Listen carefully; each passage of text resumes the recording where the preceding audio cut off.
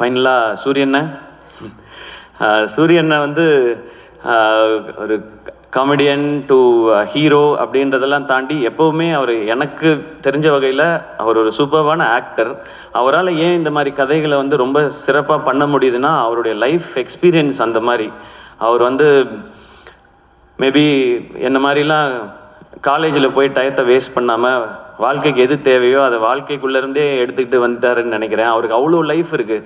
அவரை நீங்கள் பார்க்கும்போது ரொம்ப காமெடியான ஒருத்தராக தான் எல்லாருக்குமே தெரியும், ரொம்ப இன்னசென்ட்டுன்னு தான் தெரியும், பார்க்க தான் மாணிக்கம். ஆனால் அவர் அப்படி கிடையாது. ஊரில் அவர் பயங்கரமான ஒரு ஆள்.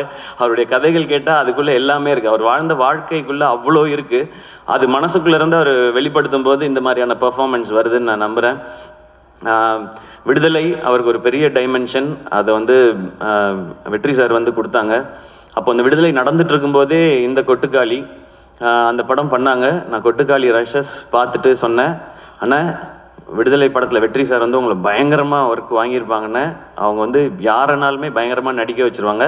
பட் எனக்கு என்னமோ தோணுது கொட்டுக்காளி படம் அதை விட 1 மார்க் எக்ஸ்ட்ரா வாங்கிடும்னு நினைக்கிறேண்ணே உங்களோட ஆக்டரா அப்படின்னு சொல்லி.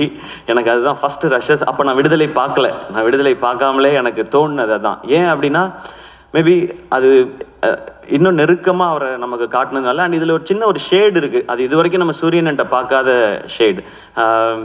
அதனால எனக்கு அது தோண்டிகிட்டே இருந்துச்சு. அண்ட் கருடன் அது வந்து கருடன் இந்த பிளானில் இருக்குன்னே எனக்கு தெரியாது. வந்து ஒரு பெரிய கமர்ஷியல் சக்ஸஸ் கொடுத்தேன். இந்த வருஷம் சக்ஸஸ்ஃபுல்லாக ஓடின படங்களில் முக்கியமான இடத்துல கருடன் இருக்குது. ஒரு 3-4 ஃபிலிம்ஸ் தான் இருக்குதுன்னு நினைக்கிறேன், ஒரு ப்ராப்பர் பிளாக் பஸ்டர் ஃபிலிம்னு. அதில் கருடன் இருக்குது. ஸோ கமர்ஷியல் சக்ஸஸும் கொடுத்துட்டாரு. நான் கம்பேர் பண்ணுறேன்னு நினைக்க வேணாம். எனக்கு வந்து நான் காலேஜ் படிக்கும்போது ஞாபகம் இருக்குது, விக்ரம் சாருக்கு வந்து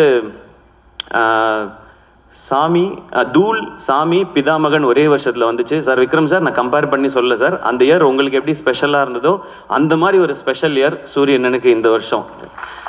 விடுதலை, கருடன் அண்ட் இந்த கொட்டுக்காளி. இதில் சூரியனனுக்கு நேஷ்னல் அவார்டு கிடச்சிச்சின்னா என்னை விட அதிகமாக சந்தோஷப்படுறவங்க யாரும் இருக்க மாட்டாங்க. நான் கிடைக்கும்னு நம்புகிறேன். அப்படி இந்த படத்தில் ஏதாவது லைட்டாக முன்ன பின் ஆனாலும் வெற்றி சார் இருக்காரு, அவர் வாங்கி கொடுத்துருவாருன்ற நம்பிக்கை எனக்கு இருக்கு. ஸோ அது கிடைக்கணும். அண்ட் எனக்கு இன்னும் ஆசை, இன்னும் மிஷ்கின் சாரோட படத்தில் ஒர்க் பண்ணணும் சூரியன் அடுத்து. சார் நீங்கள் வந்து சூப்பர் சார், தேங்க்யூ சார். அதே மாதிரி பாலாசக்திவேல் சாரோட படத்தில் ஒர்க் பண்ணணும். ஏன்னா அவர் உண்மையிலேயே ரொம்ப ரொம்ப திறமையான நடிகர்.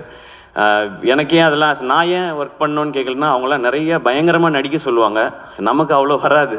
நமக்கு ஓரளவுக்கு அப்படியே பண்ணிவிட்டு மொத்தமாக ஒரு பேக்கேஜ் தான் நம்ம. ஆனால் சூரியன்னா என்னை விட இன்னும் நல்லா நடிக்கக்கூடியவர். ஸோ எல்லா இந்த மாதிரி ஒரு எக்ஸ்ட்ராடினரியான டைரக்டர்ஸோட அவர் ஒர்க் பண்ணணும்.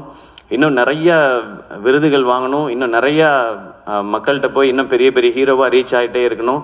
அவர் எனக்கு காமெடியன் ஹீரோ அப்படிலாம் நான் பார்த்ததே கிடையாது. என்றைக்குமே அண்ணன், என் அண்ணன் ஜெயிச்சா நான் ஜெயிச்ச மாதிரி, அவ்வளோதான்.